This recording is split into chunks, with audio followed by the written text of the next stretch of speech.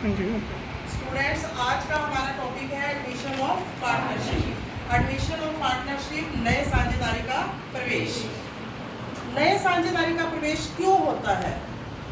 जब किसी फर्म को और पूंजी चाहिए, और पैसा चाहिए, अगर किसी फर्म को किसी योग्य साझेदार की जरूरत है, अगर किसी फर्म में और गुडविल चाहिए।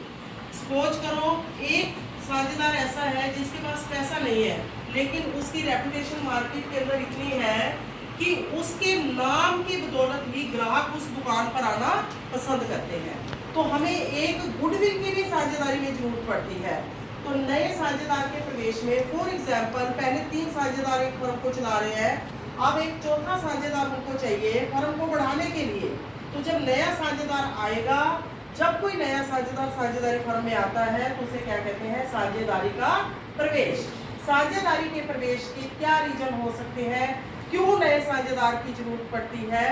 नंबर 1, अगर किसी फर्म को पैसे की जरूरत है, पहले जो फर्म चल रही है उसका और उसको बढ़ाना है, और उसमें इंफ्रास्ट्रक्चर को बढ़ाना है, और मशीनें लगानी है ताकि सेल और ज़्यादा हो, और ज़्यादा प्रोडक्शन हो, तो उसके लिए पैसे की जरूरत है। अगर किसी व्यक्ति को पैसे की जरूरत है और नया साझेदार, वो जो नया साझेदार आएगा वो अपने साथ पैसा लेकर आएगा। अगर किसी व्यक्ति के पास काबिलियत है और काबिलियत के बिहाफ पे भी उस व्यक्ति को साझेदार बनाया जा सकता है ताकि उसकी योग्यता और उसके अनुभव का लाभ उठाया जा सके। और तीसरा पॉइंट क्या है कि एक व्यक्ति की ख्याति, उसकी गुडविल मार्केट के अंदर इतनी अच्छी है कि हर जो है ग्राहक उसी शॉप पर आना पसंद करता है जहां पर ऐसे योग्य व्यक्ति होते हैं जिनकी गुडविल है। तो कौन कौन सा रीजन हो सकता है? नंबर 1, अगर एडिशनल कैपिटल की जरूरत है। किसकी जरूरत है? Additional capital. और उसके बाद अगर फर्म को क्या जरूरत है? योग्य व्यक्ति। योग्य व्यक्ति में मतलब इंग्लिश में क्या बोलेंगे इसको?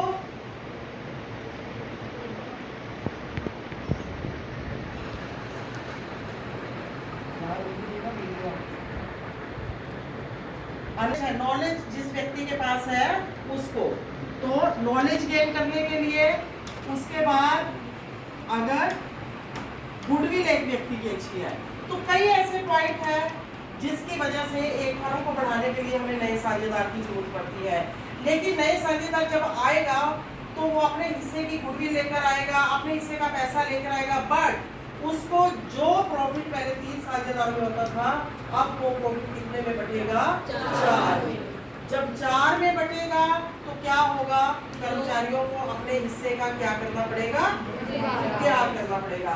जब अपने हिस्से का त्याग करेंगे तो हम यहाँ पर कौन सा रेशियो निकालेंगे? Sacrificing ratio. Sacrifice ratio. और सैक्रिफाइस रेशियो निकालने का बेटा फार्मूला क्या है? Old ratio minus new ratio. Very good. Old ratio minus new ratio. तो पार्टनरशिप में हम कौन सा रेशियो निकालते हैं? Sacrifice ratio. सैक्रिफाइस रेशियो का फार्मूला क्या है? Old ratio minus new ratio. Old ratio minus new ratio. Old ratio कौन सा होता है? बताओगे जरा? कौन सा होता है? जब फर्म स्टार्ट हुई 3 साझेदार बने, A, B, C, और वो उनका रेशियो था 3:2:1। ठीक है। जब नया साझेदार आया कितने हिस्से के लिए आया? 1/5 या 1/4 या 1/3, मतलब इतने हिस्से के लिए उसको साझेदार बनाया। तो जो पुराना हिस्सा है, जब फर्म एस्टेब्लिश हुई, जब नए वो पुराने साझेदार जितने हिस्से के लिए साझेदार बने, जैसे फॉर एग्जांपल 3:2:1, 3:2:1 के लिए साझेदार बने, तो ये हमारा कौन सा अनुपात है? पुराना। और जब नया साझेदार आया वो 1/5 हिस्से के लिए हिस्सेदार बना, तो 1/5 के लिए फिर हमें नया रेशियो निकालना पड़ेगा कि मान लीजिए टोटल फर्म का हिस्सा 1, उसमें से 1/5 निकालेंगे तो 4/5 के लिए होगा। तो फिर ओल्ड रेशियो में से जब नया रेशियो निकालेंगे तो कौन सा रेशियो आएगा? सैक्रिफाइस। ये भी आपको फॉर एग्जांपल भी बताया जाएगा। तो जब सैक्रिफाइस रेशियो, सैक्रिफाइस की हिंदी क्या बेटा? त्याग। जब नया साझेदार आएगा तो अपने हिस्से की पूंजी भी लेकर आएगा, गुडविल लेकर आएगा, अपनी योग्यता को लेकर आएगा, अपने हिस्से का वो फिर उसको लाभ भी मिलेगा, अपने हिस्से की जो भी गुडविल है फर्म की उसमें भी वो हिस्सा लेगा। तो इसलिए पुराने हिस्से जो साझेदार है उनको अपने हिस्से का क्या करना पड़ेगा, त्याग। तो इसलिए यहाँ पर कौन सा रेशियो निकाला जाता है, सैक्रिफाइस रेशियो। एक चीज इंपॉर्टेंट मैं आपको बता दूं स्टूडेंट्स, जब आपका बोर्ड का एग्जाम होगा, admission of partnership and retirement of partnership, ये दो चीजें बहुत इंपॉर्टेंट। इसके अंदर एडमिशन ऑफ पार्टनरशिप में हम कौन सा रेशियो निकालते हैं, सैक्रिफाइस, और रिटायरमेंट में हम कौन सा रेशियो निकालेंगे। और आपका पेपर में जो क्वेश्चन आएगा, हर एक बिना देखे भी आप उसको लिखना शुरू कर दोगे, मतलब वो क्वेश्चन आना ही आना है, हर बच्चे के माइंड में पिक्चर क्लियर होनी चाहिए। What is the difference between gaining ratio and sacrifice ratio? तो अभी sacrifice ratio हमने कब निकालते हैं, एडमिशन ऑफ पार्टनरशिप में, और गेनिंग रेशियो कब निकालते हैं, रिटायरमेंट ऑफ पार्टनरशिप। रिटायरमेंट एक बार इसका भी मैं आपको बताती हूँ, रिटायरमेंट ऑफ पार्टनरशिप।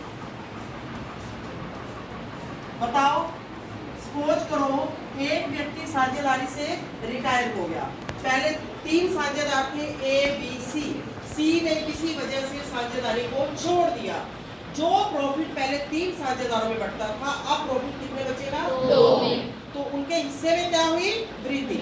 तो एडमिशन ऑफ पार्टनरशिप में क्या होता है, हिस्से में पुराने साझेदारों के हिस्से में क्या होती है, कमी, और रिटायरमेंट में क्या होता है, जो साझेदार रह गए उनके हिस्से में क्या होती है, वृद्धि।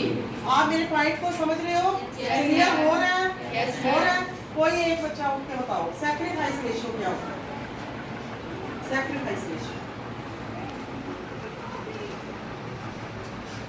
एडमिशन ऑफ पार्टनरशिप में अगर 3 साझेदार है तो एक साझेदार जो भी होएगा जी एडमिशन देगा, उसमें सभी साझेदार को करना पड़ेगा। हाँ, गुडविल भी, और ये जब नया साझेदार आया वो भी अपने प्रॉफिट में हिस्सा लेगा, जो प्रॉफिट पहले 3 में बट रहा था अब वो कितने में बट रहा है, 4 में। अगर पुराने साझेदार 2 थे, नया तीसरा आया, पहले जो प्रॉफिट 2 में बट रहा था कितने में, 3 में, क्योंकि त्याग करना पड़ता है उनको, और नए साझेदार को भी हिस्सा देना पड़ता है।